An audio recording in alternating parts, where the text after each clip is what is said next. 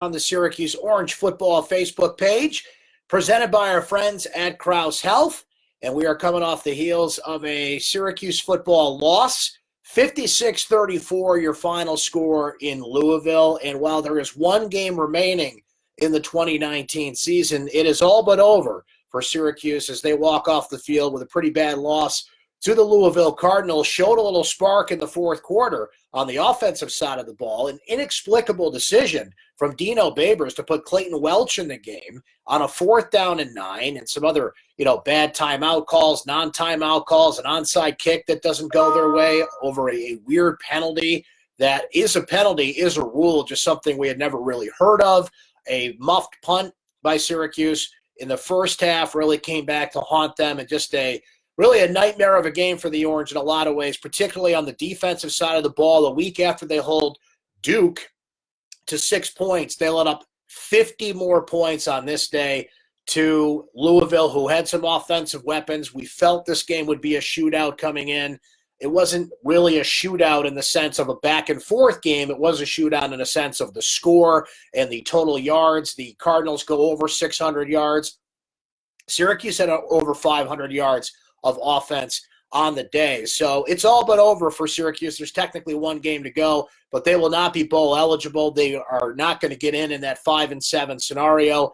And a real step back, a big step back, no matter what happens against Wake Forest next week, a big step back from a 10-win season and a season where it seemed like Syracuse football was on its way back, but back to normal this year for Syracuse football and what has been the case in recent years. And a lot of things will start to come under scrutiny and start to come under question in the offseason. We did not get a good tryout this week from Steve Stannard to hold on to his defensive coordinator position. So I think it's undoubtedly at this point that Dino Babers has to look elsewhere there. What other staffing changes could be made in the offseason? And that's what you start to think about now, what's going to happen in the offseason. Recruiting, the early signing period's coming up in a couple of weeks. Can Syracuse make a splash there? Is there anybody they haven't got a commitment from or are uncommitted players that can really go after to make a splash in this recruiting class? And then the signing day in February as well, because the 2019 season came to a crashing halt. So there is a lot to go over. You guys jump in the Facebook page and comments and go at it, and I'll respond to you guys coming up here shortly. All right, the thing with Clayton Welch on the 4th and 9 play. Now, what Dino just said in his press conference was it was his decision to pull Tommy DeVito out of the football game. It didn't appear to be 100% in Dino's eyes. He felt that he wanted a quarterback that was in there who was 100%, and he liked how Clayton could move his feet a little bit as well. This, to me, is mind-blowing. I mean, this is a Syracuse football team that gets, despite all of its problems in this football game, they get an 81-yard catch and run from Jawar Jordan, who gets to the 3-yard line. Syracuse has 1st and goal at the 3-yard line. They get a penalty on Tristan Jackson. They get another penalty on Aaron Service and another penalty on Taj Harris, which knocks him back, which is bad enough in and of itself. And even though DeVito was limping around a little bit, there was a play where he kind of dove forward. On a keeper, he kind of dove forward, and he got up a little lame from that one, but he was still in the game. And you're putting in your backup quarterback on 4th and 9, what eventually becomes a 4th and goal from the 20 because of penalties, just putting him in there cold. So how hurt was DeVito? He comes to the sideline. From what I saw, he didn't see any trainers. They didn't put him in the medical tent. Didn't appear to be an arm injury. Didn't appear to be anything serious. But Dino just made a judgment call that he couldn't throw the football in that spot. So that was at the very least interesting. It was certainly inexplicable and just something that really blew my mind. And there was a series of timeouts that were not called in certain spots and decision-making in this game. Decision-making on a particular offensive play. After the Andre Sisco interception, they run 2 plays up the gut, not even with Mo Neal, by the way, who have been running really well in the second half. And I think one positive you can take, and it's not many, but one you can take from this game, is that Syracuse did run the football. Jawar Jordan is showing that maybe a star was born for the Orange, not only in running the football, but on special teams. Special teams, a disaster for the Orange, as we noted. The onside kick that did not go their way, and just a weird penalty, which is apparently a rule, and it is a penalty. I just had never seen it called before. Apparently it was called in the Auburn-Georgia game last week, and that killed some momentum. And Louisville scored right after that, so I guess it didn't really matter. But special teams really hurt Syracuse there. The muff punt that gave Louisville an instant score, and you can kind of see how this game was getting out of hand at this point. Sterling Hoffrichter got hurt in this game. Thankfully, did not be as serious, excuse me, as it first appeared, because they rolled out the cart and the team was down on a knee and praying for him, but they got him up on his feet. He walked off gingerly, but did walk off on his own power. So we may have seen the last of him there. And just all around, just a game where Duke is Duke and Louisville is Louisville. And Louisville has playmakers, Cunningham all over the field tonight, Tutu Atwell burning that Syracuse secondary, Des Fitzpatrick, Hawkins running the football, Hassan Hall making some plays late. This was a game where your defense, you had to expect Louisville to score points, but they couldn't stop Louisville at all. And Louisville, go back to Boston College a couple of weeks ago, they're running simple plays, simple out routes, just using their speed, getting behind the Syracuse secondary. Andre Sisco, uncharacteristically, had a really bad game for the Orange. They kind of went at him a little bit. He made the interception late in the game, so he always seems to come up with a big play. But he got burned a lot out there tonight. And this is Louisville just running their offense. They tried a couple of trick plays. They do have some misdirection out there, but this was just straight up football. So that being said, this really came down to DeVito and the offense, and could they keep pace with the Louisville offense? They actually were starting to in the second half. Syracuse was running the ball really well, and then we got down in the nitty-gritty of that last stretch of the game, and DeVito comes out. Now, if he really was hurt, and they're not really privy with information on that, so we're kind of taking their word for it here. It's not a trainer's decision. As Dino noted at the press conference, this was a coaching decision. And a weird one at that, because Clayton Welch is just sitting there, and he's, not a lot of time to warm up. It's a pretty chilly night in Louisville, and he just kind of thrust him in the game in the most important scenario that you had. But all in all, this was just a really poor defensive effort, basic stuff, tackling, play calling, and I guess we saw how bad Duke is. Duke is playing as we speak. They're playing Wake Forest, who Syracuse closes out the season with next week, but I guess we saw how bad Duke was, as opposed to the gains that Syracuse made defensively a week ago. They go from giving up 6 points to 56 in this one. So season is over, kids. There's one more game left. We'll be doing a Facebook Live after it on Saturday, a week from today, 12:30 kickoff at the Dome, but nothing on the line next week except pride and to not finish with a 4-8 record. That's pretty much it for Syracuse next week. All right, let's see what you guys are saying in the comments here. Very passionate opinions I can see here. Appreciate you guys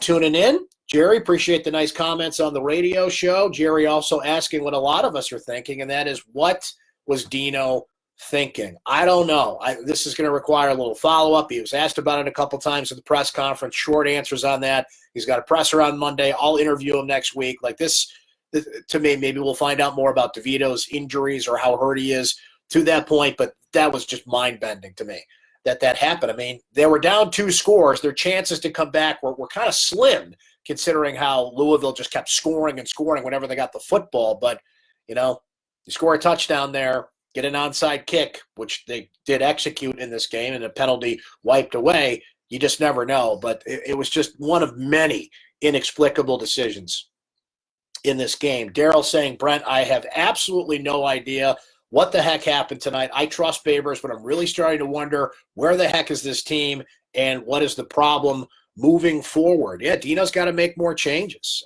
You can't just say I changed my defensive coordinator, bring in a new one for standard and go from there.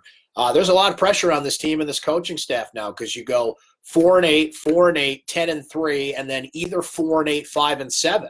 People like Dino. They like the Orange is the New Fast philosophy. They like some of the things that we've seen from this program in recent years. But as they said in the movie Ghostbusters, I've worked in the private sector. They expect results, and Syracuse fans expect results. And to go from 10-3 to either 4-8 or 5-7, either one of those is just unacceptable. So we'll see what changes are made there in the offseason. Kevin saying, no one loves incurring penalties in the red zone and turning a 1st and goal into a 3rd and 25 like the Syracuse Orange. That just wow, it's game 11, and you're getting 3 penalties in that situation. And they were penalties. It's not like the refs were, calling certain things. I mean, false start's a false start. You can spot a procedure penalty, but it's not like the refs were being ticky-tack or anything on that. That was just flat out Syracuse's fault. I mean, my head was spinning in that sequence at the end of the game.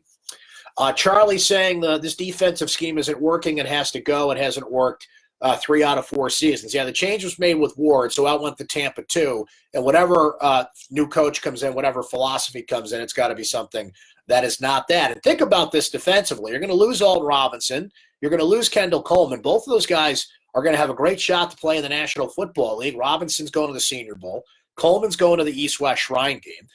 And you've got to replace a lot of talent up front. You've got to replace Lakeem Williams and Andrew Armstrong at linebacker, but Syracuse really needs to make some huge gains recruiting-wise on the defensive side. Who is coming up that can match what those guys do? That's where the big hole is next year. This year, you looked on the offensive side of the ball, the offensive line missing 3 starters. They struggled for most of the year, started to somewhat right itself at the end here with Vettorello in at center and Aaron Service at left tackle, but Service made the huge penalty on that drive that we mentioned. First and goal at the 3 after an 81-yard catch and run by Jawar Jordan, and you can't punch it in. No matter who's a quarterback, Clayton Welch, Tommy DeVito, or any of you guys in the chat, it's head shaking is what it is.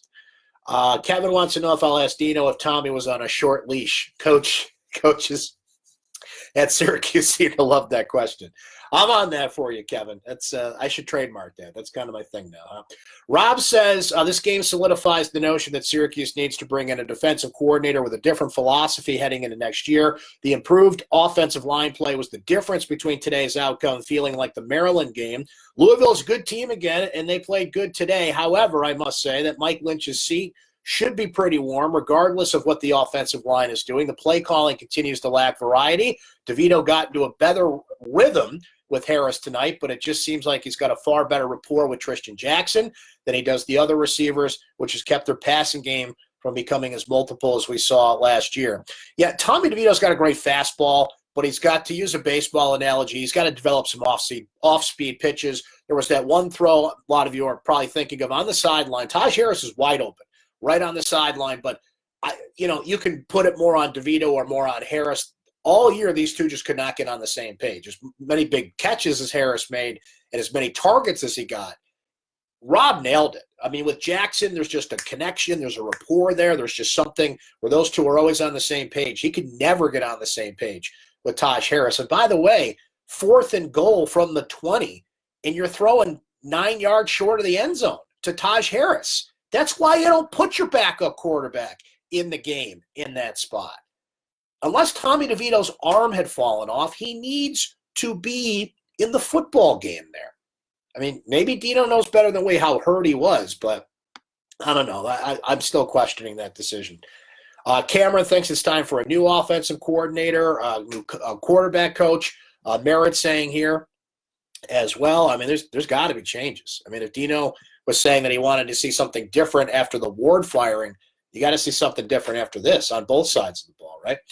Blake saying the defense gave up. Offensive play calling was atrocious. I was just really surprised with Louisville, you just had to make enough stops. You just had to make 1 or 2 stops, let your offense continue to build momentum. They couldn't stop them at all. And Louisville's a team that scored a bunch of points this year, and as we saw as the second half wore on, their defense gave up a bunch of yards and a bunch of points. But that Syracuse defense couldn't make 1 stop, just 1. In the 4th quarter. It was mind-bending to see, and there were opportunities right in front of them. This is one of the worst tackling displays I've not only seen all year, but in the Dino Babers era. And I understand that Louisville's got some speed and some guys that can get around you, get by you, around you, in every other direction I'm not thinking of, but the tackling was just really, really poor out there. And it was interesting that at times they used the middle of the field offensively, but see, when there was a pattern. There was a bunch of 3rd down plays where DeVito would look for Jackson, and if he wasn't open, he'd roll out and throw the ball to the sideline. Maybe that factored into Babers' frustration and pulling him. You don't pull him on 4th and 9 in that spot, and like I said, unless he's dead or his arm's fallen off or something. I still don't get that decision. But I get where the frustration was, too, because it's 3rd and 9. DeVito would look at one receiver, roll out, and throw the ball away. You got to make a play, kid. This was your time to really kind of take hold of that position, and he didn't do it.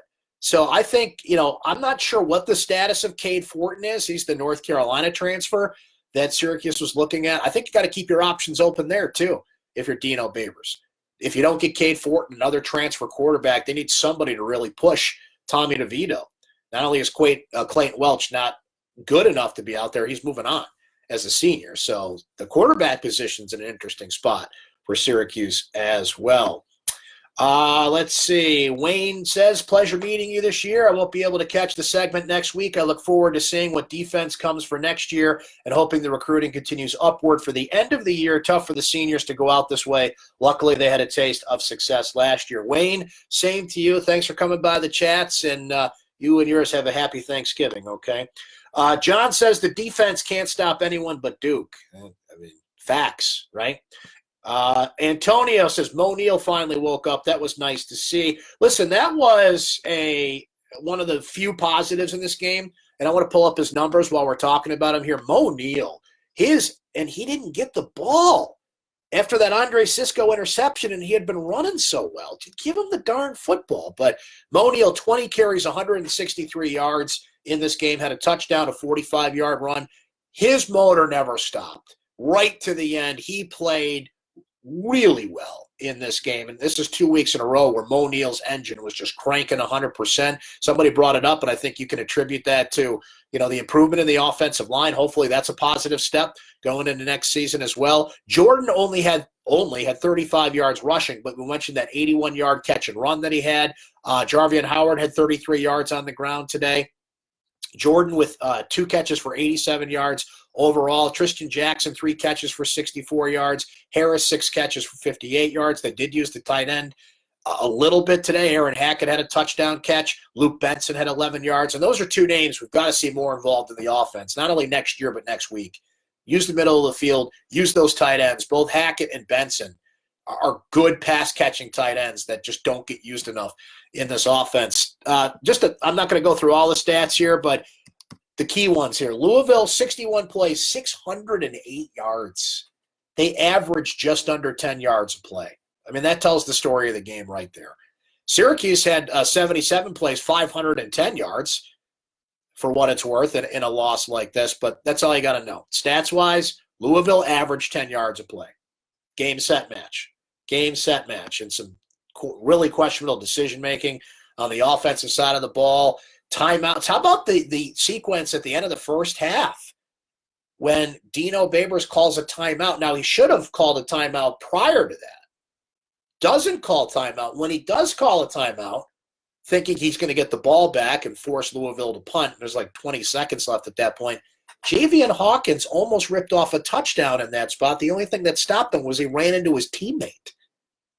This was not Dino's best game by any stretch. This was one of his worst coaching games in his tenure here at Syracuse. Coaching decisions all over the place that, I'm still like, wow, what is going on here?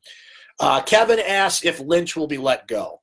I think it's possible because Dino showed he's willing to get rid of people that he's been with for a while. Now, Lynch has been with Babers longer. Brian Ward had been with Babers since 2015. Somebody correct me if I'm wrong. I'm pretty sure Lynch has been with him longer, but tough decisions have to be made. And orange is the new fast. That was not the case this year, only in spots, only in moments. We mentioned another name. I think there's some talent at running back. Mo Neal's moving on after this year, but we saw the future today. We saw Jawar Jordan. Jarvian Howard, I think, is a great back.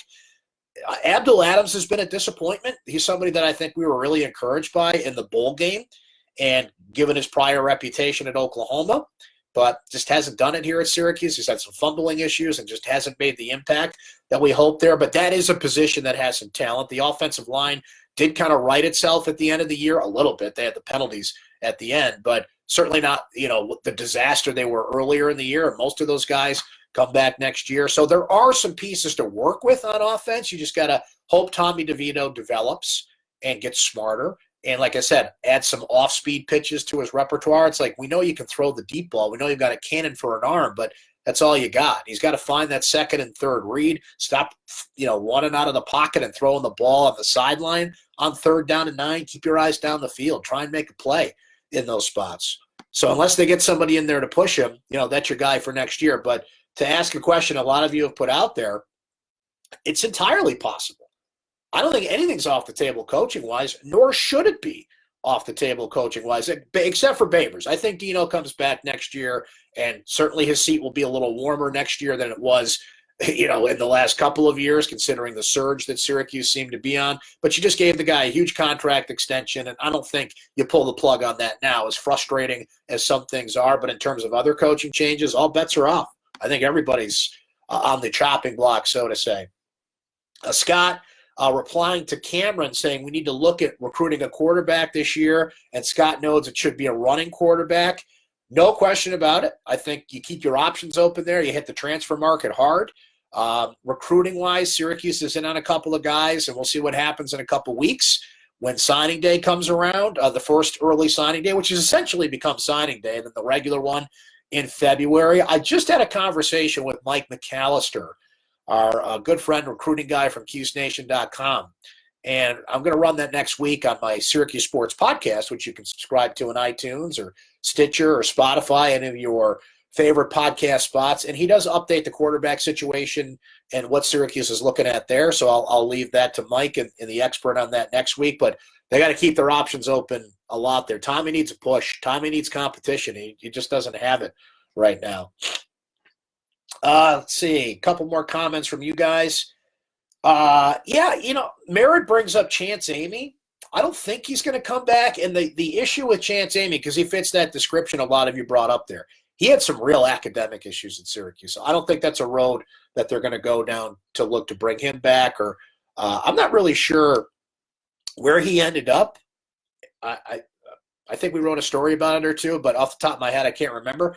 But he had some real academic issues at Syracuse. And a couple of you, John, brought it up as well about Chance Amy.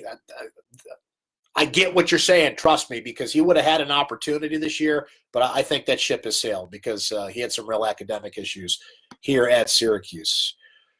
Let's see. Scotty saying, love you, Brent. Thanks. Thank you, Scotty. Appreciate that. JUCO route, absolutely. See what's out there. And, the best thing that you can sell if you're Dino Babers, you got a chance to play. You got a chance to push. You got a chance to come in and at least work with a coach who has an offensive background. Dino can say, that Jimmy Garoppolo guy that's playing for San Francisco coached him. He does have a few quarterbacks that he has developed that have been great at this level or gone on to the next level. So you hit that JUCO market hard. You find somebody who's ready to play and make a mark and market themselves in an ACC program and push Tommy DeVito hard. I'm not leaving that off the table at all. And I was a big fan of Tommy. I thought that he had been groomed well for this job. I liked his arm strength. I liked the plays that he made when he came in for Dungy last year. I'm not giving up on Tommy fully here, but I don't think you can just say it's his job and nobody else should dare push him for it. He needs a push. He needs some competition to either make him better or somebody else on the bench that can supplement him, which he was in this game in a weird spot. Not this game, again, unless his arm was falling off or that injury is more severe than it appeared. I mean, he was on the field on 3rd down and threw the ball. Now, again, that could factor into Dino's decision-making. He'd have made a terrible throw on 3rd and goal and threw the ball away a couple other times. You're saying, what are you doing? So if you're pulling him because he's ineffective, I understand that, but the timing on that was just weird. 4th and 9, and that's when you pull the trigger on that? Very, very interesting. Antonio with a very good question. With regards to coaching or strategy, what do you feel are the top 3 things Syracuse needs for 2020? Well, let's think about next season, what the personnel is going to be like. And you're discussing coaching strategy, so that's everything. Defensively, that's going to be a great question because they've got a lot of holes to fill. They're not going to be as loaded in terms of experience. So something that's simple but effective on the defensive front. And college defenses these days, you're dealing with a lot of spreads. You're dealing with a lot of high-flying offenses that Syracuse, in theory, runs. So you got to counter that as best as you can. I think the offensive philosophy is fine. The execution wasn't there, particularly on the offensive line. So I think you're okay there. And you know what? Special teams is going to be interesting next year, too, because Sterling Hoffrichter moves on. Nolan Cooney got the call in this one after Hoffrichter got hurt. But in terms of strategy, to jump back to the offensive side of the ball, a lot more slants, a lot more use the middle of the field, use the tight ends, use the running backs in the passing game. I mean, play calling, even in this offense, is supposed to move, became a little bit predictable this year. Very good question, Antonio, and we'll see how that develops as we go. All right, so let us end right there. Appreciate you guys coming by. Now, next week will be our last football chat of the year because we know this team's not going bowling. I will be here Wednesday night over on the basketball page to chat after Syracuse takes on Oklahoma State. Syracuse basketball's got 5 games in a row against, notable programs. They're not all top-level programs, but names Oklahoma State, then either Penn State or Ole Miss. Then they play at Fran McCaffrey in Iowa. Then an ACC game wedged in there against Georgia Tech, and then a little team called Georgetown. So we'll be doing a lot of basketball chats coming up over on the basketball page after games. So stay tuned for those. And one more football chat next week. So from a football standpoint, if I don't see you guys in the basketball chat, I hope you all have a great Thanksgiving. Enjoy some time next week with friends and family. And then we'll come back here next Saturday from a football standpoint and chat after the Orange take on Wake Forest and officially end the 2019 season. But programming note, basketball-wise, we'll be here after the Oklahoma State-Syracuse matchup Wednesday night at the Barclays Center. Thanks to Krause Health. Thanks to you for hanging out with us. Thanks to my guy Ben Burrows behind the scenes. We'll talk to you again next time here on Facebook Live.